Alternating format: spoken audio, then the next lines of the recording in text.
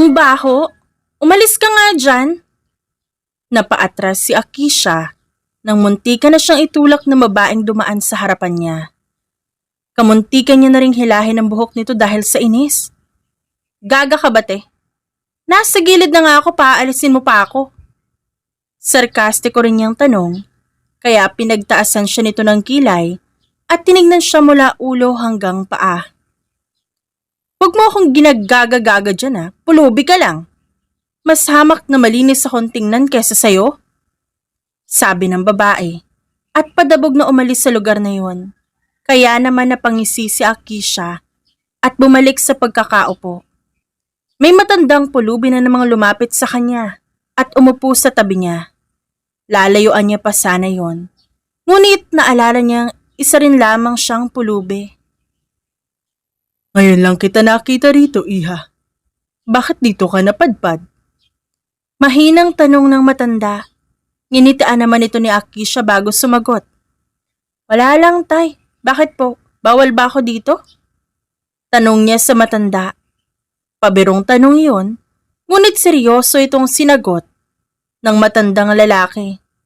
Hindi naman sa ganun, iha. Pero dito sa lugar namin, napakarami ng pulubi na napapadpad sa kung saan-saan, nalilimos, nagpapaawa. May ibang nagpapanggap lang na pulubi dahil sa kawalan ng trabaho at tamad lang maghanap buhay. Ikaw, iha, pwede ka pa naman maghanap ng trabaho dahil bukod sa maganda ka, alam kong katulad yung mga batay malalakas pa. Palihim na napairap si Akisha sa sinabi ng matanda. Para sa kanya, walang saysayang sinabi nito dahil ang totoo hindi naman talaga siya pulubi. Hindi tay. Tamad din ako maghanap eh. Sabi niya kaya natawa ang matanda. Kung ganun, ay araw-araw tayong magkikita. Sabi nito, kaya tumango si Akisha. Oo tay. Dito ka rin ba matutulog sa pwesto na to, iha? Tanong ulit ng matanda, kaya napailing siya. Hindi po. May bahay-bahay akong pinagtagpi-tagping sako doon sa unahan. Doon ho ako matutulog. Aniya. Ngunit alam niyang di ito nahalata ng matanda. Kahit alam niya sa sariling niloloko niya lang ito. O siya, iha. Mag-iingat ka lang dito. Dahil katulad kanina, napakaraming masasamang taong napapadaan dito na para bang ang tataas ng tingin sa sarili. Yan lamang ang payo ko. Sabi nito sa kanya, kaya nginitian siya nito. Huwag kang mag-alala tay, kaya ko naman sarili ko. Ganito lang ako pero hindi ako magpapaapi sa kahit sino. Mayaman man yan o nakatataas. Matapang niyang sabi na ikinatawa ng matanda. Sumapit ang gabi at kinailangan niya ng umuwi. May mga barya din siyang bitbit na iniwan niya lang sa pwesto kung saan ang matanda at di nito alam na may nilagay siya doon dahil tulog na ito. Oh, you smell like a dead fish Pang-aasar ng isang lalaki na makauwi na siya. Sinalubong pa siya dito ng tawa kaya mas lalo siyang nainis. Will you please shut up, Matthew? Naiinis na sabi ni Akisha dahil kanina pa ito tawa ng tawa. Bakit mo nga ba tinanggap ang challenge na Raven sa'yo, Akisha? Napatingin siya sa babaeng nagsalita. Umirap naman siya at napatitig sa chandelier na nasa itaas. You know what, Alyssa? Kung di ko lang kapatid yan, hindi na yan humihinga ngayon, especially you, asshole. Tinuro niya pa si Matthew na tumatawa pa rin. Malapit na siyang mapikon dahil sa pagtawa nito. Pero pwede ka namang huminti sa sinabi ni Raven eh. Mahinhin na sabi ng babae. Kaya naman, malumanay ng ngiti ang ginawad niya dito. He has my credit card, dear. Hindi niya ibibigay sa akin hanggat di ko matatapos ang challenge niya within 1 month. Alam mo, I really hate your husband. Pero magagamit ko rin ang pagiging pulubi ko to my stalker para malaman ko kung sino siya. Ngumuso siya at padabog na pumunta sa kanyang kwarto upang mag-ayos, ngunit bago yon tinignan niya ang sarili sa salamin. I hate you, kuya! Naiinis niyang sabi dahil hindi niya talaga makilala ang sarili dahil sa itsura niya ngayon. Punit-punit na damit, maduming katawan at higit sa lahat, magulong buhok na kagagawa ni Matthew. But one thing I really need to do ay mahanap ang lalaking nagtangka sa buhay ko. Kailangan ko siyang maunahan. I have to kill him first. Sabi niya sa sarili bago maligo. Nang matapos siya, kinuha niya ang kahon kung saan naroon lahat ng mga bantang natanggap niya. I saw you earlier. I really wanna kill you. Hope to be friends with you. Sa ganyang paraan mabilis kita mapatay. Napangisi si Akisha sa nabasa. Ilang araw niya nang nakita ang sulat na yon, ngunit sa mga oras niyon, hindi niya pa rin mapigilang mapangisi. Alam na alam mo talaga kung paano guluhin ang utak ko. At kapag nalaman ko kung sino ka, humanda ka sa akin. Binalik niya ang mga sulat sa kahon nang may ngisi sa labi. Tinignan niya pa muna ang labas ng bintana dahil alam niyang may nagmamasid sa kanila. Hindi lang sa kanya, kundi pati na rin sa mga taong importante sa kanya. Nagulat nga din ako. Maraming barya ang nasa tapat ko pagising ko. Hindi ko alam kung sino nagbigay nun. Ngunit salamat sa kanya dahil nagkaroon ako ng agahan ngayon. Masayang sabi ng matanda kinabukasan nang makabalik si Akisha sa naging pwesto niya. Hindi ka po ba kumakain ng agahan?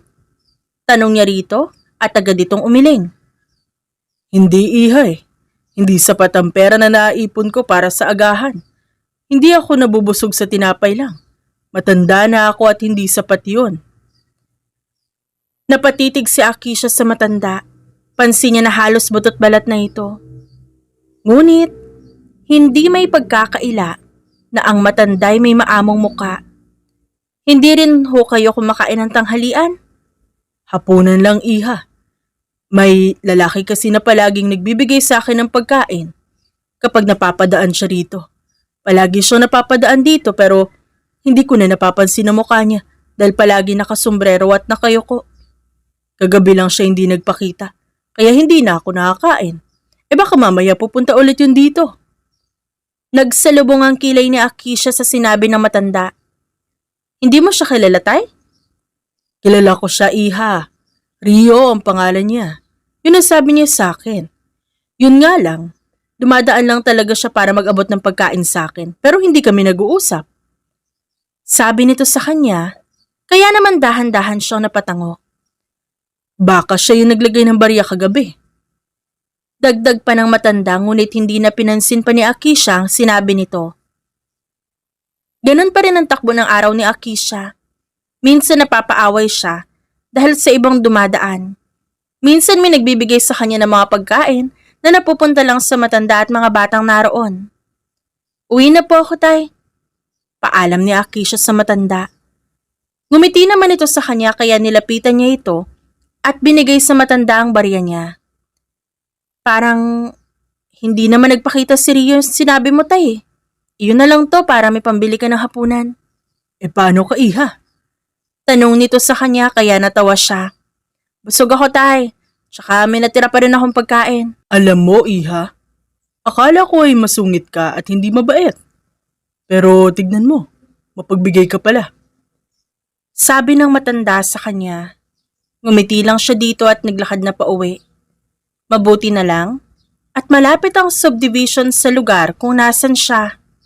May pagkasiraulo rin ng lalaking si Matthew dahil doon lang naghihintay sa kanya sa gate ng subdivision. Habang naglalakad si Akisha, hindi niya maiwasang mag-isip. Alam niyang delikado ang buhay niya dahil kilala siya bilang kabilang sa pamilya ng mga mafia. Isa rin siyang mafia, ngunit wala pa siyang nagagawa at may pagmamalaki. Nagtataka siya kung bakit siya na naman ang tinatarget ng kung sino. Is he really the one who saw me, rival? Tapos gusto niya akong patayin? O baka obsessed lang siya sa akin? Tanong pa niya sa sarili. Ngunit bigla na lamang siyang nabangga ng kung sino, kaya nadapa siya sa lupa. Napadaing siya. Naramdaman niya ang paghilas sa kanya ng kung sino. At na makita niya yon, agad nanlaki ang kanyang mga mata. Ba't ka naglalakad mag-isa sa ganitong oras? Malalim ang boses ng lalaking kaharap niya ngayon. Natameme siya sa kagwapuhang taglay nito dahil kahit madilim, naaaninag niya pa rin ito. Ngunit agad siyang nainis ng maalalang nabangga siya nito at siya pa yung nadapa. Hindi ka man lang magsusorry? Naiinis niyang tanong habang pinapagpagan ng sarili. Why would I? Ikaw ang bumangga sa akin. Ikaw dapat ang mag-sorry. Sabi rin nito kaya ipinilig niya ang kanyang ulo. Hindi mo ba ako naintindihan? Dahil sa tanong ng lalaki, pinagtaasan niya ito ng kilay. Bobo ba ako sa paningin mo? Tanong niya rito pabalik. Nagkibit-balikat naman ito. Napatingin siya sa paligid at napansin na nasa mismong tapat na siya ng gate ng kanilang subdivision.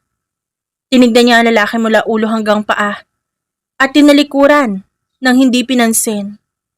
Ba't ko ba siya nakita? Naiinis na pabulong niyang tanong at napapapikit pa. Lumingon siya sa kinaroroonan ng lalaki. Ngunit nawala na ito sa lugar kung saan ito nakatayo kanina. Pero anong ginagawa niya dito? Bulaga! Ano ba? Ano ba yan? Halos masapak ni Akisha ang mukha ni Matthew nang bigla siya nitong ginulat. Kaya naman napahawak ang lalaki sa mukha nito. Sira ulo ka ba? Ba't mo ba ako ginugulat? Naiinis niyang tanong sa lalaki na halos mangiyak-ngiyak na habang hawak ang pisngi. King ina ang sakit ah. Reklamo nito. Napangisi naman siya. Ganyan ba yung kanang kamay ng isang mafia boss? Umiiyak lang dahil sa sapak? Ang weak mo naman? Ginulat lang naman kita dahil tulala ka. Bakit pinagbuhatan mo agad ako ng kamay? Parang nasasaktan ng lalaki kaya pinagtasan niya ito ng kilay. Alam mo naman 'di ba, kung gaano ko hinihintay na malaman ko sino yung stalker ko. Hindi ko alam kung sino siya, kaya gustong gusto ko siyang mahuli. Tsaka gusto ko rin malaman kung sino nag-iwan ng sulat sa gate ng mansyon para sa akin. Hanggang ngayon, napapaisip pa rin ako. I know, this is so-called challenge of, kuya. Pero dapat tumutulong ka sa akin. Kaya hindi ko alam kung ano ba talagang ginagawa mo dito eh. Pinagtatawanan mo lang naman ako. Speaking of letter, meron na naman panibago. Si Boss Raven na nakakuha kanina. Sabi nito kaya napatingin siya rito. Pero siya lang nakakaalam kung ano nakasulat. Di ko na inalam. Baka mapagbuntungan mo ako ng inis. Gusto ko talaga makichismis. Pero may hawak na baril ang kuya mo eh. Natatawa nitong sabi. Kaya agad tinampal ni Akisha ang kamay ng lalaki. Mag-drive ka na. Kailangan ko na makita kung ano man yun.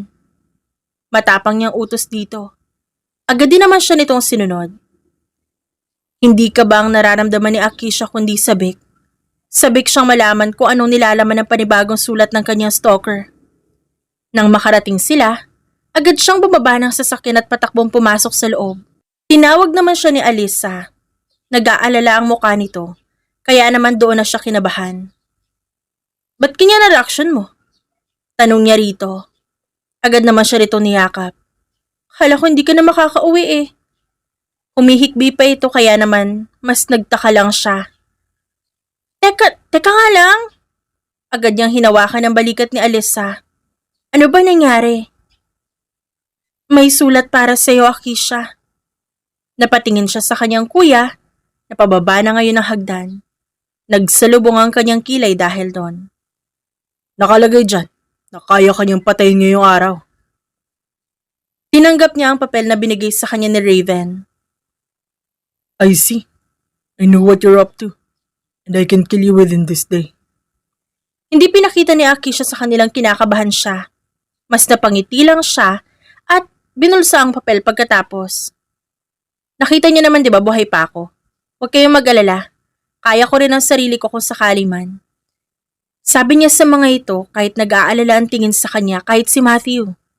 Hindi niya pinansin ang mga ito at pumunta na sa kwarto niya upang ayusin ang sarili. Duwag. Ba't dinadaan niya pa sa sulat kung pwede niya na maharapin na lang ako? Sabi niya habang sinusuklayan ang kanyang buhok. Pasilip-silip din siya sa labas ng bintana upang pagmasdan ng labas dahil nararamdaman niya maaaring naroon ng lalaking nag-iwan ng sulat para sa kanya. Pero teka, kung siya ang nagde-deliver ng sarili niyang mensahe, Paano siya nakakapasok dito sa subdivision?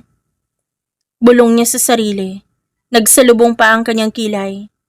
Agad niyang kinuha ang kanyang cellphone at tinawagan si Matthew. Umuwi ka na ba? Bakit? Miss mo ako agad? Pangaasar nitong tanong kaya napapikit siya sa inis. I am asking in a serious way, dude. Seryoso niyang sabi, kaya napatikim ang nasa kabilang linya. Nakauwi na po ako, kamahalan. Napatingin si Akisha sa labas.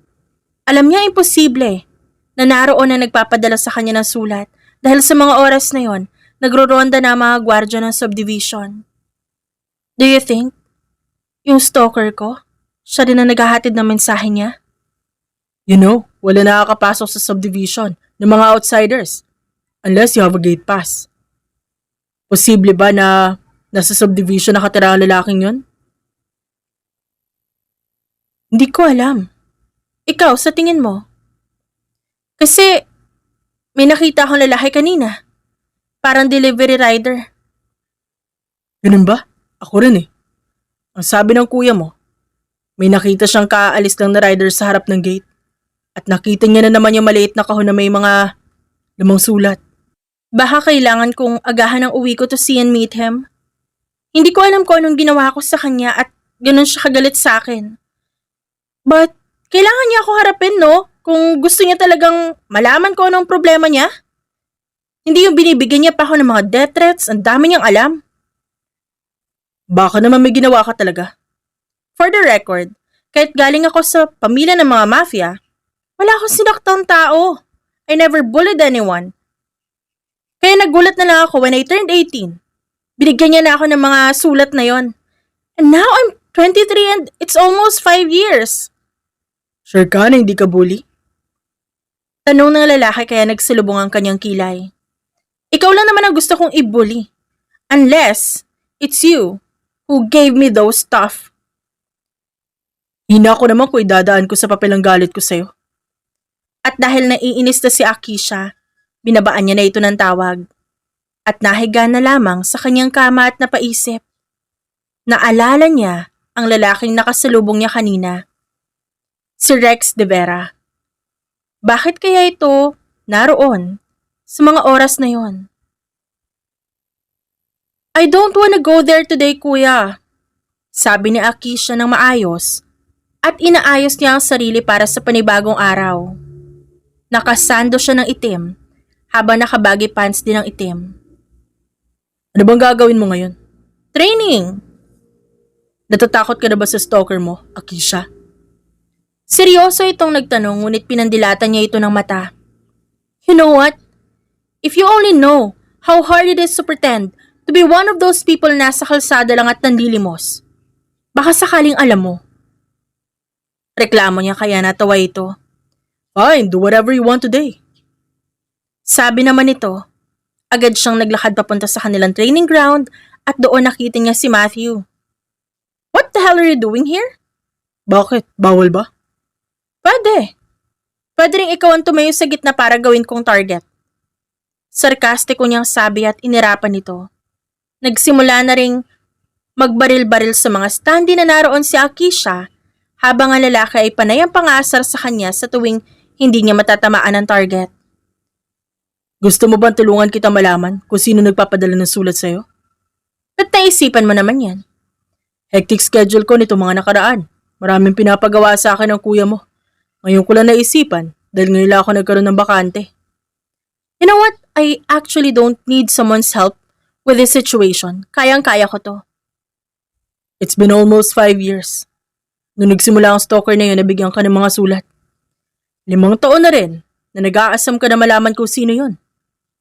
Hindi mo kaya na ikaw lang, Akisha. Whatever you're saying. Sabi niya sa lalaki at umalis na lang doon sa lugar. At napagdesisyonan niyang pumunta sa lugar kung saan naroon ang mga pulubing kasama niya. Nang pumunta roon, nakita niya itong kumakain. Maraming pagkain ang nasa harap nito at may iilan ding mga batang nakikikain. Iha, halika at kumain ka. Saan ho galing yan? Galing ito sa lalaking sinabi ko sa'yo na nakaraan, yung si Rio. Dumaan siya rito kaninang umaga. Binigay itong lahat sa akin kaya Nagbigay din ako sa mga bata at iba pa. Tignan mo at marami pang natira. Iba-ibang putahe ang nakita ni Akisha roon. Ngunit hindi naman siya gutom. Tiningnan lang niya ang matanda na masayang kumakain. Sa kabilang banda, nakamasid ang isang lalaki habang pinagmamasa ng matandang kumakain kasama ang isang babae na pamilyar sa kanya. Who do you think is that girl? Tanong ng lalaki sa isa pang kasama nitong lalaki na nasa tabi niya lang. Bakit? Do you feel something suspicious about her? Pulubi lang naman yan. Oo nga. Pero nakapagtataka na ganyan ang postura. Hindi niya tinanggap ang alok ni tatay. Sabi ng lalaki, sa kasama nito kaya napangisi ito. I will keep my eyes on her. May gusto akong kumpirmahin. Sabi ni Rio, habang pinagmamasdan na ulit ngayon si Akisha. Ikaw pa rin ba ang pupunta sa mansyon ni Akisha? It's been days pero hindi mo pa rin siya nakikita. Sabi ulit ng lalaki, kaya napatingin na si Rio dito. Ako pa rin. Di naman pwedeng ikaw. Sabi ni Rio sa kanyang kasama at pumasok na sa sasakyan. Sumunod din ang kasama niya. Talaga malaki ang galit mo sa pamilya nila, no? Natatawang sabi ng lalaking kasama niya. Napatingin naman si Rio sa litrato na nakadikit sa rear mirror ng sasakyan. Pinatay ng mga magulang nila ang mga magulang ko. What do you expect me to do, Nord? Manahimik. My parents are innocent. Inakusahan lang sila sa kasalanang hindi nila ginawa. Hindi pwedeng masaya silang magkakapatid habang ako nananatili pa ring nagluluksa.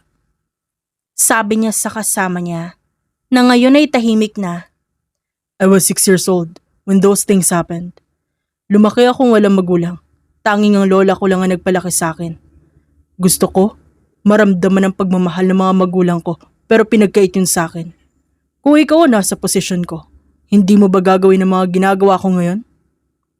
Naintindihan ko bro, kung saan nagmula ang galit mo. Hayaan mo, tutulungan pa rin naman kita dude. Sabi nito, kaya napangisi na lang si Rio. Nakaupo habang nakatingin si Akisha sa mga batang naglalaro. Mga batang pulubi yon, ngunit masaya silang tingnan.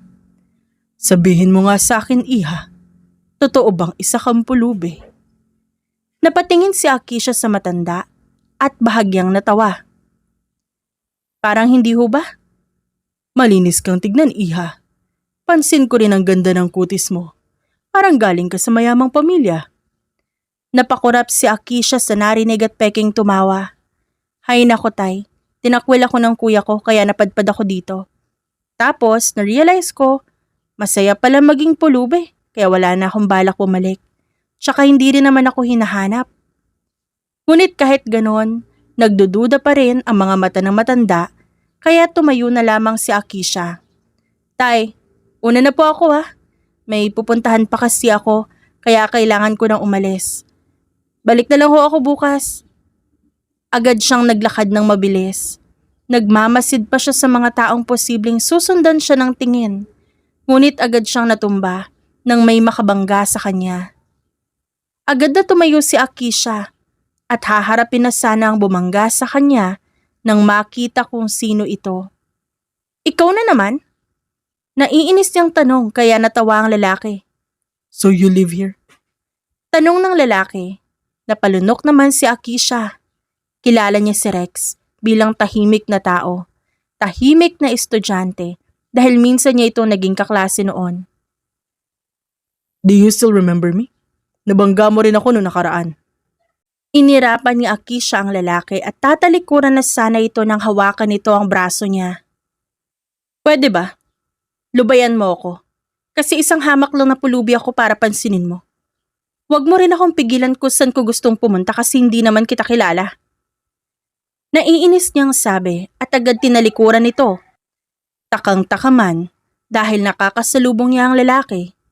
Kahit hindi naman niya hinihiling, pinagsawalang bahala niya ito.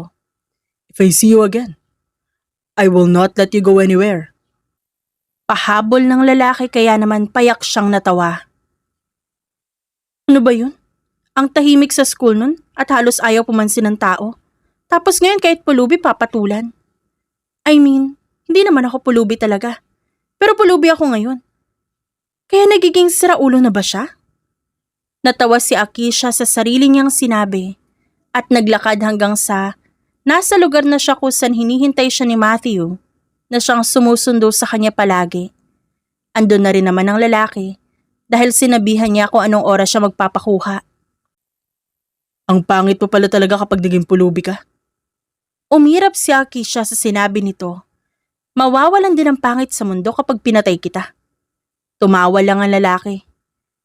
Nang makarating sila, bababa na sana siya nang tawagin siya nito. Why? Wala. Hindi na kita mahahatid sa loob because I still have things to do. Sabi ng lalaki, kaya naman nagtaka si Akisha. Ngunit agad din siyang bumaba ng sasakyan at pumasok sa kanilang mansyon. There is no letter for today. Bungad sa kanya ng kanyang kuya, kaya tipid siyang nagkibit-balikat. Sayang naman, araw-araw pa naman ako excited dahil may panibago akong tatawanan. Nakangisi niyang sabi habang nakatingin lang sa kanya ang kanyang kapatid. Alam nyo, parang weird yung ngayong araw. Tanong ng isa nilang kasama. Ikaw din, weird ka. Bumaling sa kanya ang kanyang kapatid. Take care of yourself, Akisha. Hindi natin alam na kahit ganyan na itsura mo, kahit nagkukunwari kang pulubi, may paraan sila para malamang ikaw yan. Weird. Bulong niya at inayos ang sarili nang makapasok sa sariling kwarto. Agad siyang pumunta sa bintana ng kanyang silid para tingnan ang labas. Gabi na, sigurado siyang wala ng tao doon. Ngunit pansin niya ang isang kotse at ang tao na nasa gilid nito na tila tinitignan siya, kaya inabot niya ang kanyang cellphone nang hindi inaalis ang tingin sa lalaki. Hello, Matthew? Bakit, Akisha? There is a car outside. May lalaking nakatayo at parang tinitignan ang kwarto ko. I don't know if it is him who sent the letters or not. Lalabas ako ngayon. Kapag bukas wala na ako, hanapin niyo na lang ako. Are you serious? Magpapatalo ka? I have plans, Matthew. Tinawagan lang kita para sabihin yon. I really don't need help. Saan ka pupunta, Akisha? Hindi niya pinansin ang tanong ng asawa ng kuya niya na naroon sa sala. Nagpatuloy siya sa paglalakad ng mabilis hanggang sa makalabas siya ng gate. Ngunit nang palabas na siya ring pagdaan ng sasakyang nakita niya kanina. Alam niya kaya nakita ko siya? Naiinis niyang saad habang salubong ang kilay. Wala nang nagawa pa si Akisha kundi ang bumalik na lang sa loob. Where are you going? Napabaling si Akisha sa kanyang kuya. Nagtataka siya kung bakit nagtatanong ito. Gayong alam nito ang palagi niyang ginagawa. Another day of pretending to be a pulube. Aniya? Kaya naman, binigyan siya ng kanyang kuya ng isang maliit na papel. Iniwanan niya ng kusino. Si Manang ang nakapulot. May hinala siya na ikaw ang nagkukunwaring pulubi, pero hindi siya sigurado. Sabi nito sa kanya, kaya tumawa si Akisha. So, hindi ako takot, kuya. Hindi naman pala sigurado, di ba? Tsaka kaya ko ang sarili ko. Ako mismo ang papatay sa kanya kapag nalaman ko kung sino siya. Naiinis niyang saad. Pinagmamasdan ng paligid kung may tao ba at nagtatakbo palabas ng kanilang subdivision. Nakarating din agad si Akisha sa lugar kung saan siya nananatili tuwing umaga. At nakita niya ang isang lalaki na naroon, si Rex. Iha, Tawag sa kanya ng matanda kaya napalingon din sa kanya ang lalaki. we meet again.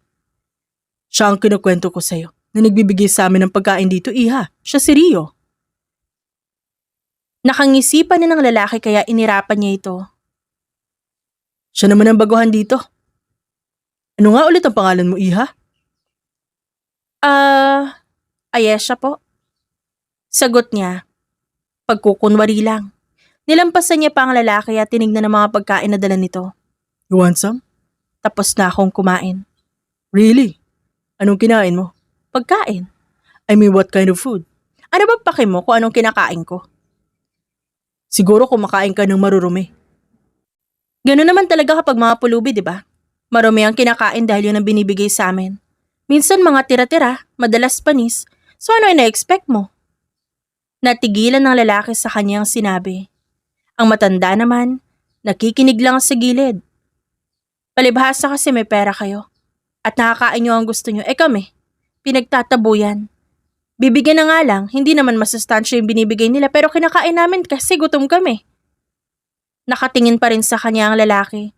At sa paraan ng pagtingin nito para bang humahanga ito sa kanya. And that's why I'm giving tatay some food para makakain siya na maayos. Dadamihan ko na rin. Alam kong binibigyan niya ang iba. Hindi ko alam kung ba't ganyan ka makitungo sa akin.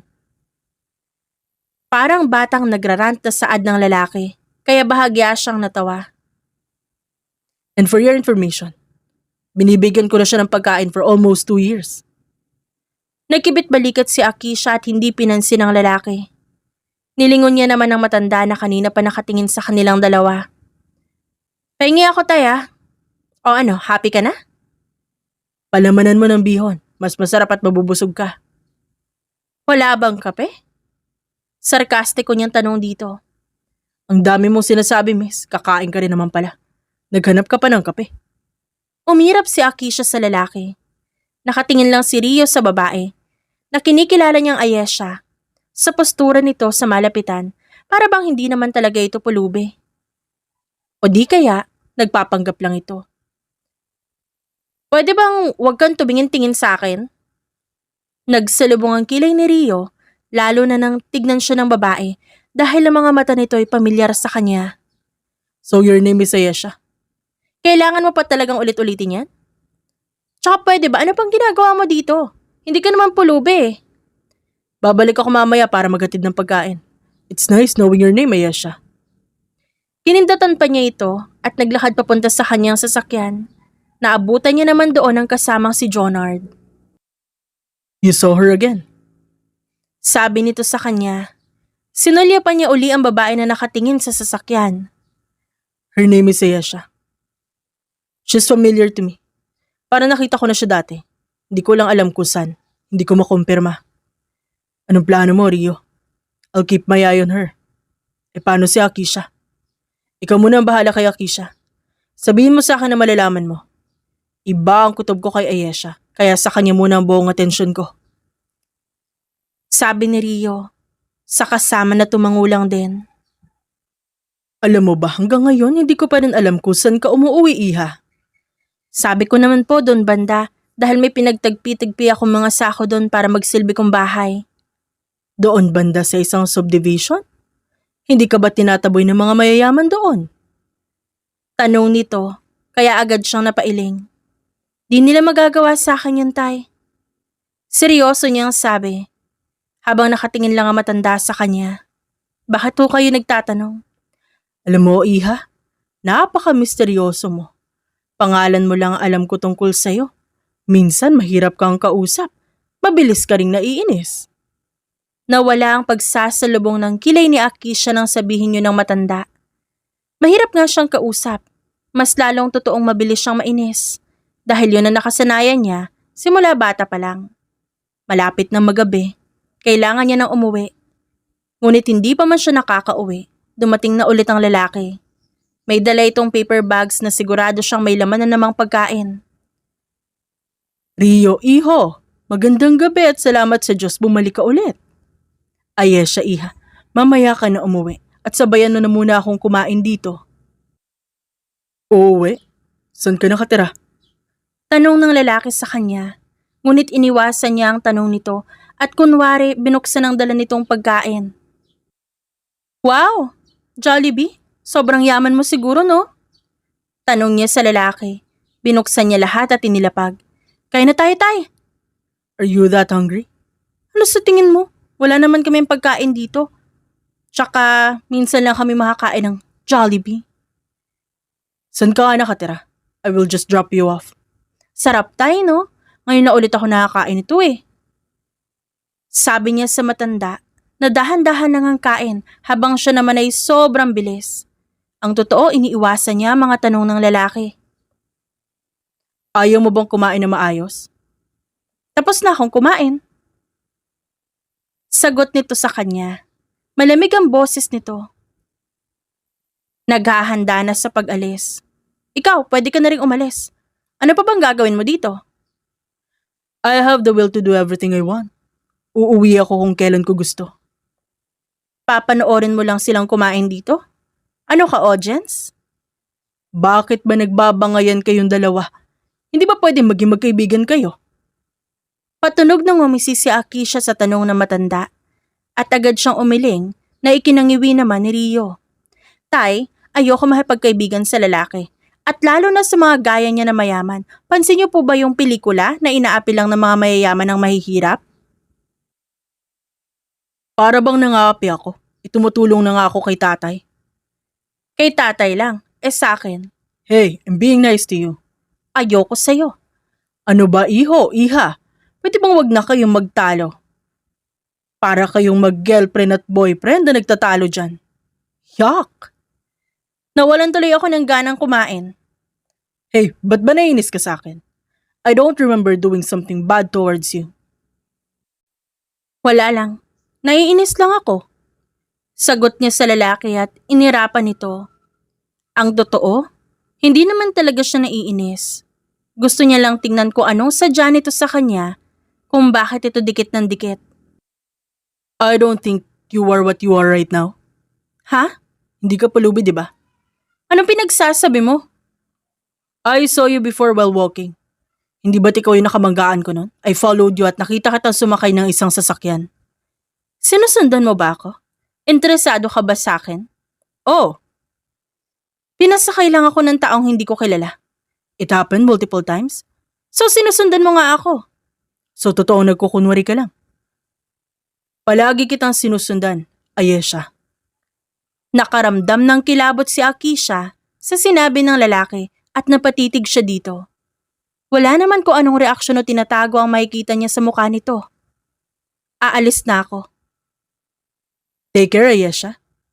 Nang gabing yon, hindi siya mapakali. Paulit-ulit niyang iniisip ang sinabi ng lalaki. Palagi siya nitong sinusundan. At sa unang pagkakataon, hindi siya nakaramdam ng takot. Sa halip parang gusto niyang malaman pa ang tungkol sa lalaking ito. Kinabukasan nagising siya sa pagtawag sa kanya ng kanyang kuya. Ano bang kailangan mo, kuya? Good morning, Akisha. Sabi naman sa kanya ni Matthew. Kaya naman pinagtaasan niya ito ng kilay. Ano ba kasi yon? Meron na naman. Sabi ng lalaki sa kanya, kaya tinanggap niya ang sulat at binasa. Stop looking at him. He's not the one you should be afraid of. Napakurap si Akisha sa nabasa. Wala man lang inisyal, kaya hindi niya alam kung parehong tao nagbigay sa kanya at isa pa, hindi niya maintindihan na nakasulat doon, parang sinadya yun para lituhin siya. Hindi ko maintindihan. May nakakasama ka bang lalaki para sabihin niya sa'yo yan? Tanong ng kanyang kuya kaya agad niyang naisip si Rio. Halata namang sinusundan ka rin kung sinong nagbibigay sa inyo, Akisha. Napatitig si Akisha kay Matthew. Nag-aalala man ang boses nito, pero seryoso ang mukha ng lalaki. Kung sino man na nagpapadala nito, hindi siya makakatakas sa kamay ko. I swear, I'm going to kill him kapag makilala ko siya. Makikita ko kung sino nagpapadala sa akin ng sulat kung talagang sinusundan niya ako. Kasi paano niya malalaman ang ginagawa ko kung di niya ako sinusundan, di ba? Napatingin si Akisha sa sarili niyang refleksyon sa salamin. Hindi yan ang mukha niya kapag pinupuntahan niya ang matanda. Sa ngayon gusto niyang ipakita ang totoong siya. Ano pa bang itatago ko? Kung alam na ng stalker ko na nagpapanggap akong pulubi. And besides, hindi ko rin naman siya nakikilala. Kahit pa ang rason kung ba't pumayag ako sa deal ni kuya ay dahil gusto kong ako mismo makahuli sa stalker ko na yon. Where are you going? I have something important to do, kuya. Wala na itong tanong pa sa kanya, kaya agad din siyang umalis. Dala niya pa ang kanyang sasakyan. Nang makarating siya sa lugar kung saan naroon ang matanda, nakita niya itong kasama si Rio. Kaya agad siyang bumaba at kinuha ang shades niya. Magandang umaga po. Pansin niya sa matanda na natigil sa pagkain dahil tinitignan siya. Ang ganda mo, na bata ka. Ano bang kailangan mo dito? Tay, Teka, bakit parang pamilyar ang boses mo, Iha? Tanong nito sa kanya. Sasagot na sana siya nang magsalita ang lalaking nasa tabi nito. Ayesha, ha? Ako po ito tay, si Ayesha. So kilala mo ako? Sino ka ba talaga? Ikaw ang sino? Sino ka ba talaga? Classmate mo ako nun, di ba? Hindi mo ako maalala? Tanong niya sa lalaki. Tinitigan naman siya nito. Mas lumapit pa ito sa kanya. I don't know you. May diin na sabi nito. Kaya naman nagkibit balikat si Akisha. Hindi naman talaga siya tinitignan ng lalaki noon at parang wala itong paki sa kahit sino. Totoo bang ikaw ba talaga yan, Ayesha? Bakit may sasakyan ka? At ibang-iba ang itsura mo kahapon at ngayon? Tanong ng matanda, kaya naman nilingon niya ito. Nagkunwari lang po talaga akong pulubi tay.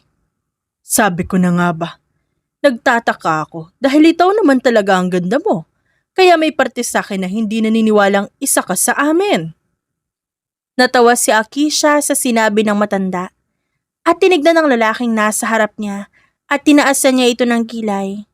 Ngunit nagulat na lamang siya nang hilahin siya nito. Wait, saan mo ako dadalhin?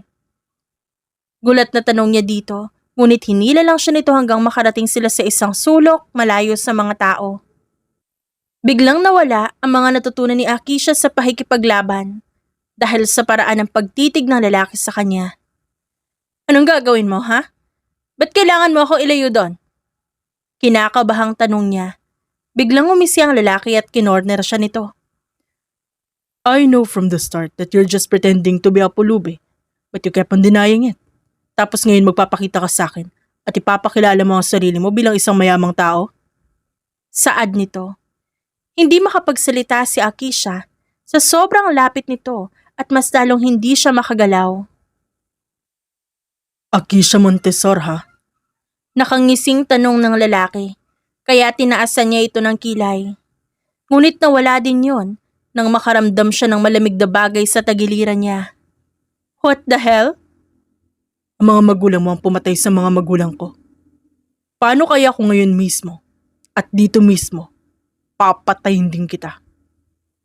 Galit ang nabasa ni Akisha sa mga mata ng lalaki. Ni hindi siya nakaramdam ng takot kahit tinututukan na siya nito ng kutsilyo sa tagiliran. Anong pinagsasabi mo? Nagtataka siyang tinignan ng lalaki. Of course, you didn't know.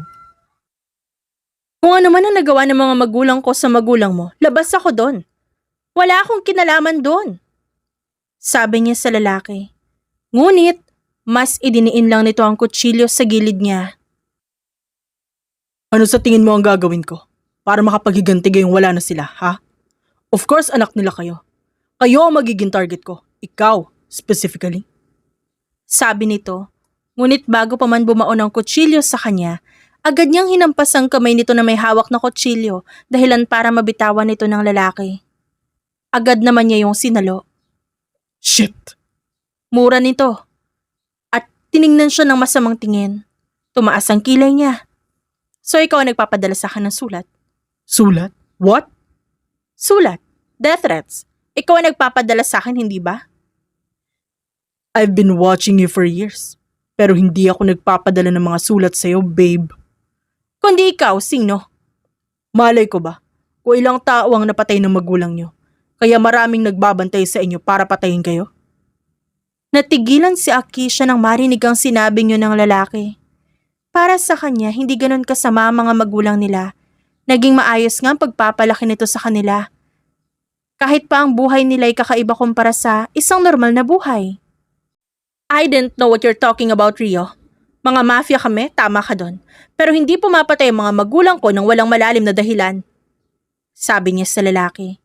Nilapitan niya pa ito at inilahad ang kutsilyo dito.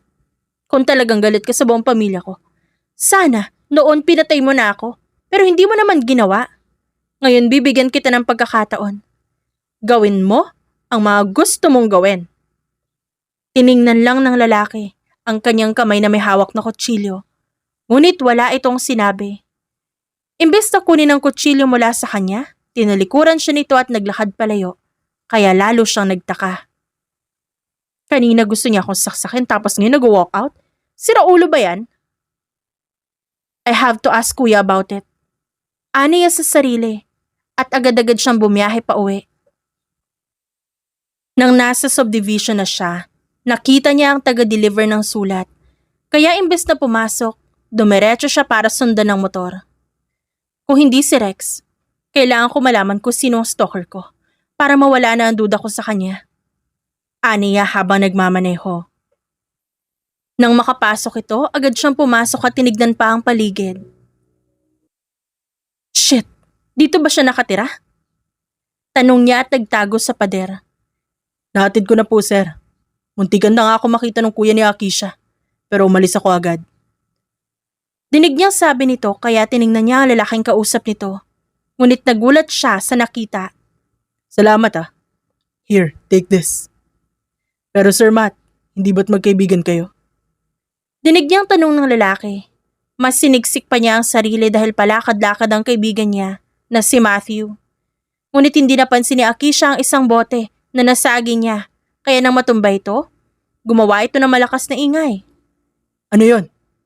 Malakas na tanong ng driver. Lumabas naman doon si Akisha na blanco ang tingin sa dalawa, lalo na kay Matthew. Paano mo nagawang magtaksil sa amin? Sa akin.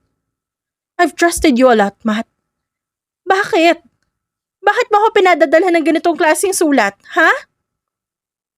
Akisha. Ano? Ikaw ang nagpapadala ng mga sulat, diba? Bakit? You wanted to kill me, Matt? Yun ang sinasabi mo sa mga sulat, diba? Paano mo nasisikmurang bigyan ako nun habang araw-araw tayo nakikita dahil kanang kamay ka ni kuya? It's all a lie. I have my reasons, Akisha. Please, pakinggan mo muna ako. Itong mga letters na to, hindi yung death threats. Ginawa ko yun para protektahan ka. Matagal ko nang alam na meron pa ibang taong matagal nang nagmamasid sa'yo. Panimula nito. Napansin ni Akisha na dahan-dahan nang umalis ang delivery driver. Kaya naman, silang dalawa na lang ang natira. Si Rex? O Rio? Whoever that guy is? Hindi. May iba pa bukod sa kanya. May ibang grupo ng mafia na galit sa pamilya nyo. Bago pa ako lumipat at maging kanang kamay ng kuya mo, alam ko na ang tungkol doon. Kung paano pinagplanuhan ng lahat na ikaw ang pagmamatyagan nila at papatayin dahil ikaw ang mas pinagtutuunan ng pansin ng ama nyo. Ginawa ko yun dahil gusto ko mailayo ka sa panganib. Bakit hindi mo nalang sinabi sa akin? Ba't kailangan mo pa akong takutin? Hindi mo alam kung paano ako natakot para sa buhay ko araw-araw. Kahit nakikita mo akong palagi nakangisi sa mga sulat na natatanggap ko, na galing pala sa'yo, nasasaktan din ako, natatakot din ako. Hindi ko sinabi sa'yo dahil ayoko may iba ka pang isipin. Pero hinayaan mo akong makaramdam ng takot, Matt, araw-araw. Kahit sa tingin mo isang problema lang yan, pero malaki ang impact niyan sa akin eh. Hindi mo alam kung paano ako natakot, tapos malalaman kong galing lang sa'yo? My God! 5 years ako nagpakatanga! Si Rex. O Rio, may alam ka ba tungkol sa kanya? Anong may alam? Sinabi niya ang mga magulang ko ang pumatay sa magulang niya. May alam ka ba tungkol doon? Halata ang pagkagulat sa reaksyon ng lalaki. Nagdadalawang isip pa ito na magsalita. Galit na ako sa'yo, Matt, kaya sana wag mo nang dagdagan pa. Ang ama ko ang pumatay sa mga magulang niya. Bakit? Patawarin mo ako, Akisha. Hindi ko agad sinabi sa'yo na may alam ako. Napaluhod na ang lalaki sa harap niya, ngunit hindi niya ito pinansin. Bakit sinabi niya mga magulang ko ang pumatay? Dahil yun ang sabi ng ama ko sa kanya. At dahil doon, galit siya. Gusto lang niyang gawing ilahad ang katotohanan. Kay Rex o Rio, para mawala ang galit na nararamdaman nito. Tay! Tawag niya sa matanda na nakaupo roon. Ayesha, iha? Masayang sabi nito. Tiningnan niya ang paligid. Si Rio ba? Abay nung tumakbo kayo papunta doon, hindi na siya bumalik, iha. Sabi nito sa kanya. What are you doing here? Tanong nito sa kanya. Iho, buti naman ay bumalik ka dito. Pilit ng ngiti ang iginawad ni Akisha sa matanda at tinignan din ang lalaki ng diretsyo.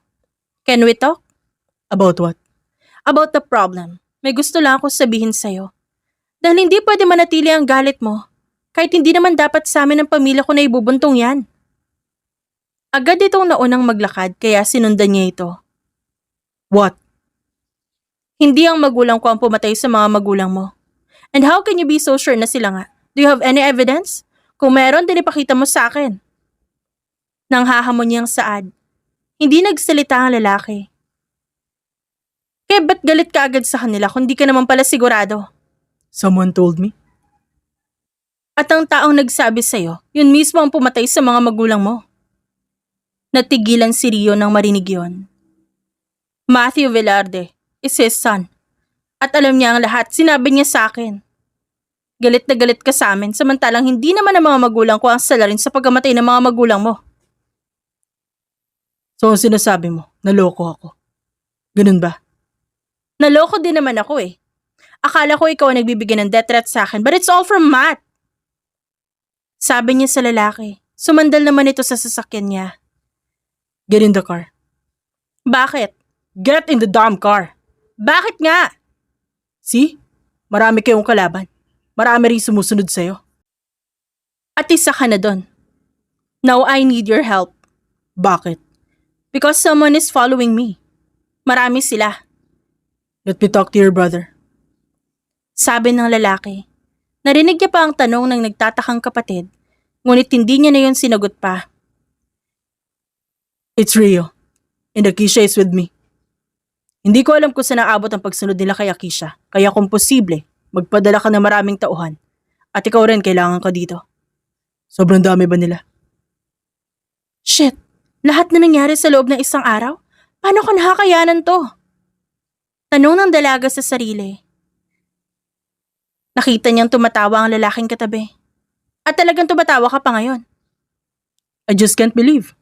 Sa ilang taong binabantayan kita. Ngayon lang kita nakitang nahirapan.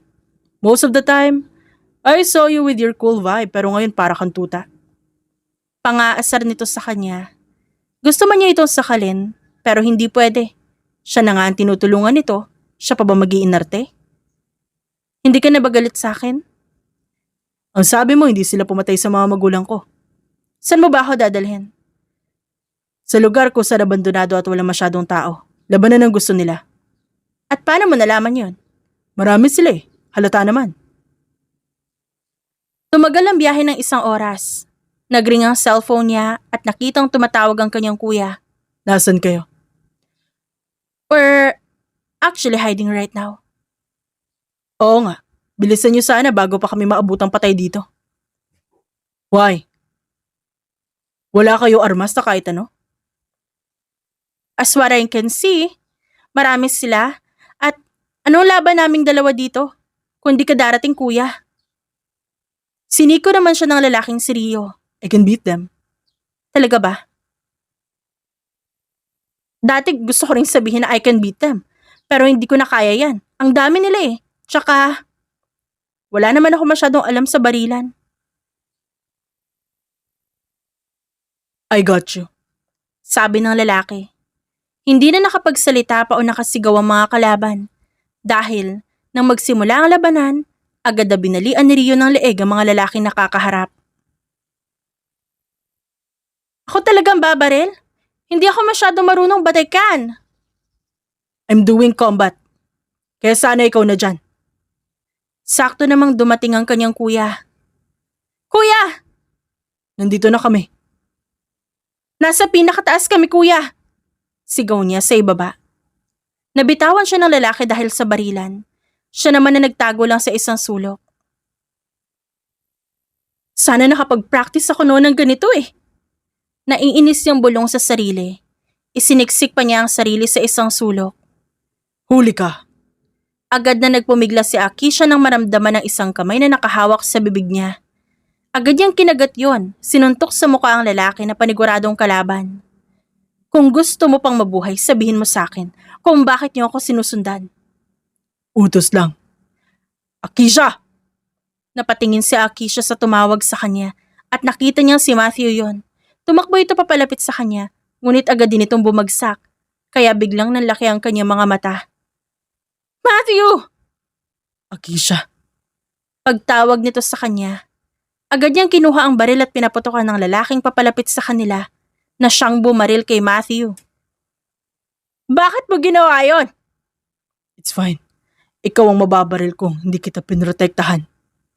Can you please hang on? Tatawag ako ng ambulansya. Hindi na, Aki. Huwag na. Gusto ko lang magpasalamat at humingi ng tawad sa mga nagawa kong pagtataksil sa'yo. I'm so sorry kung natakot ka. Sabi nito, kaya naman napatitig lang si Akisha sa lalaki nang biglang may humawak sa kanyang balikat at si Rio yon. Akisha, he's gone. Grabe naman yung nangyari. Hindi ako makapaniwalang nakayanan yung lahat yun. Sabi ni Alyssa sa asawang si Raven.